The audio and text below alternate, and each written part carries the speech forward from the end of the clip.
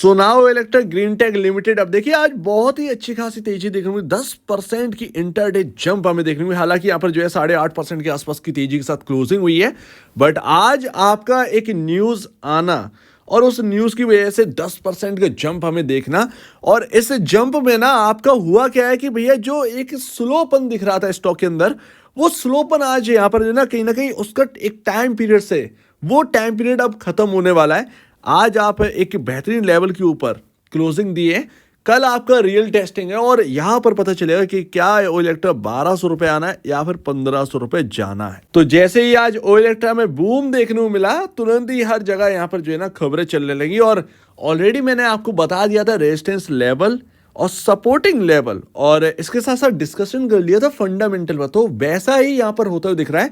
देखिए रोज कवर करना कोई इंपॉर्टेंट नहीं बनता, बट एक पर्टिकुलर टाइम पर बात करना बहुत इंपॉर्टेंट है। और यहां पर ना एक खबर आई, 20 घंटे हुए खबर के, कि यहां पर ऑर्डर बुक जैसे ही स्ट्रांग हुई ना, ओइल इलेक्ट्रा ने यहां पर एक नई फैक्ट्री का जो प्रोजेक्ट है वो स्टार्ट कर दिया है। तो एक बहुत ही अच्छी बात है, ओइल इलेक्ट्रा अब एक अच्छी खासी फैक्ट्री जो है ना वो लगाने वाला है। सो उसकी वजह से कहीं ना कहीं एक जंप हमें देखने को मिला।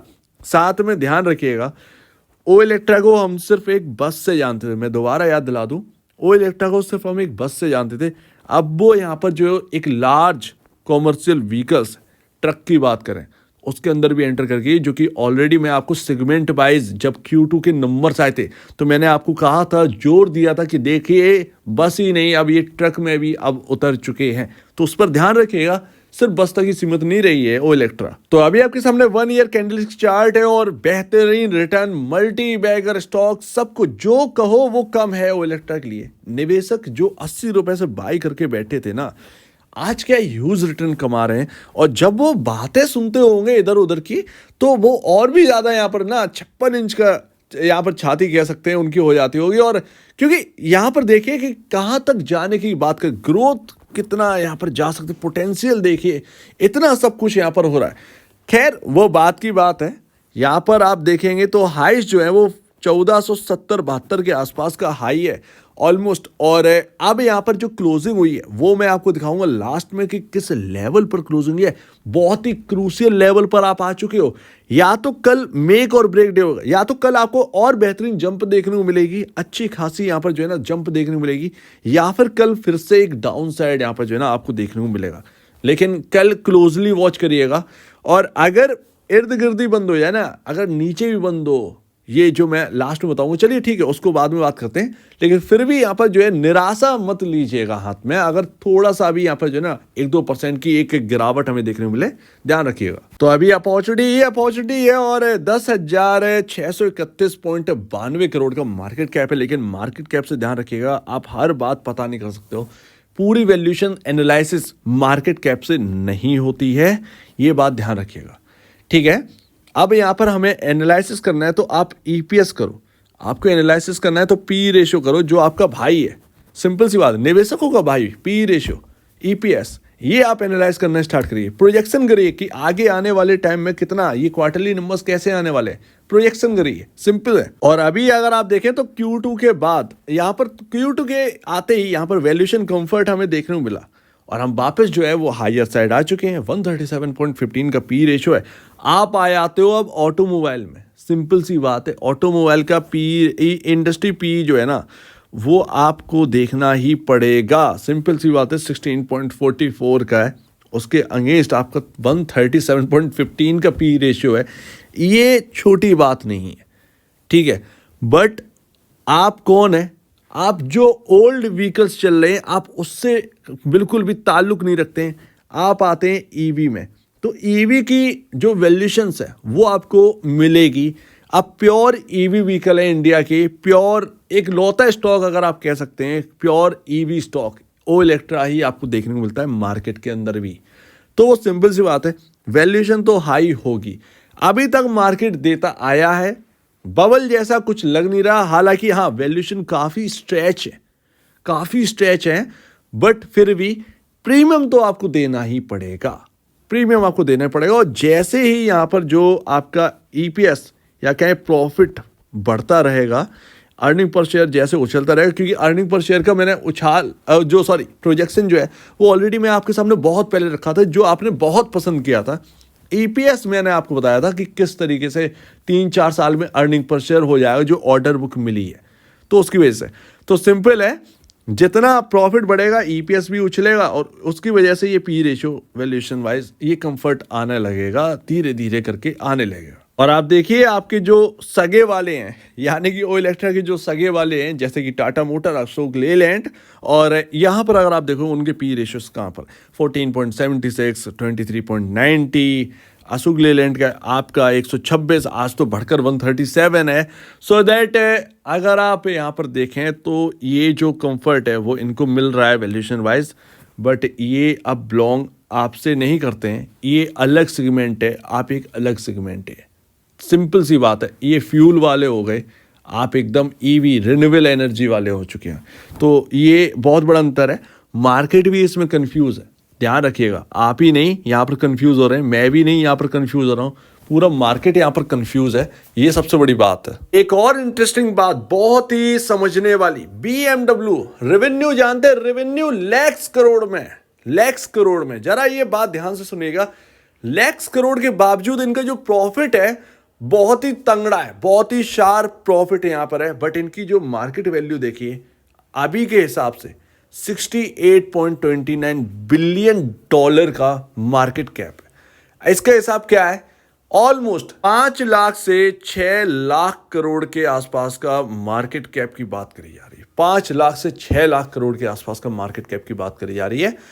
अगर आप देखेंगे तो वैल्यूएशन वाइज आप ये देखेंगे कि इनका रेवेन्यू इतना बड़ा है, प्रॉफिटेबिलिटी इतनी है, बट इनकी वैल्यूएशन तो बहुत कम है। जो इनकी अर्निंग्स है आप देखेंगे तो दंग रह जाएंगे। लेकिन फिर भी BMW वर्ल्ड के अंदर, ऑटोमोबाइल इंडस्ट्री के अंदर किसी भी कंपनी की वैल्यू जो है ना बहुत ही गिनी चुनी है। जैसे टोयोटा है, उसका 10 लाख करोड़ के ऊपर का मार्केट कैप है। लेकिन बाकी जो टॉप में आती हैं, चाहे आप ऑडी ले लीजिए या फिर आप यहाँ पर जो वैगन ले लीजिए, आप BMW ले लो, कोई भी ले लो, रेवेन्यू इतना तंगड़ा, प्रॉफिटेबिलिटी, बट वैल्यूएशन वाइज कुछ नहीं यहाँ पर जो है वो दिख रहा है। तो वो यहाँ पर ना बड़ा एक ना समझने वाली बात है कि क्यों इनकी वैल्यूएशन नहीं बढ़ रही है, और इसका सीधा साधा इम्पैक्ट हमारे ऊपर भी है। टाटा मोटर जो बढ़ रहा है चलो ठीक है, ओ इलेक्ट्रा जो है ना, क्या इनके पास एक सीमित दायरा है बढ़ने का, ये एक सबसे बड़ी बात है। क्योंकि रेवेन्यू वाइज अगर आप देखेंगे बहुत सारे आपके क्वेश्चंस इकट्ठा हो जाएंगे आपके पास। अगर आप देखेंगे आप तुरंत ही अपने आप से सवाल पूछने लगेंगे कि ये क्या हो रहा है, इतना कमा रही है फिर भी मार्केट वैल्यू नहीं है इनकी। तो वो एक बात आ जाती है, बड़ा ही क्वेश्चन वाला यहाँ पर जो है ना, ये मतलब एक क्वेश्चन मार्क है, बहुत बड़ा क्वेश्चन मार्क है। क्या हमारे पास एक सीमित मार्केट कैप तक पहुंचने की क्षमता है, या फिर ये मार्केट कैप और वाइड हो सकता है? तो बड़ा ही अनोखा सवाल है वाकई में। और आप कहेंगे तो टेस्ला एक आप कह सकते हैं, टेस्ला और टोयोटा जो कि 10 लाख के अबव वर्क कर रही है, और टेस्ला सबसे बड़ी कंपनी है ऑटोमोबाइल इंडस्ट्री में। ये सारे ऑटोमोबाइल को ऐड कर दोगे तब भी टेस्ला के बराबर कोई नहीं आ पा रहा है एक्चुअल में, ये रियलिटी बात है। खैर देखते हैं ईवी क्या गुड़ खिलाती है। सिंपल सी बात है, क्या इंडस्ट्री अब चेंज होगी या नहीं होगी, क्योंकि अगर मार्केट कैप बढ़ेंगे तो हमारा भी चांस है। अगर एक ही जगह सीमित दायरे में बैठना है जाकर तो उसका कोई मतलब तो बनता नहीं है, सिंपल सी बात है। चलिए, लेकिन बहुत दूर की बात है, अभी तो यहाँ पर ओ इलेक्ट्रा के अंदर बहुत अपॉर्चुनिटी है। आप 10,000 करोड़ के मार्केट कैप पर हो, बाकी का सोचने दो, बाकी लोगों को आप अपना देखिए।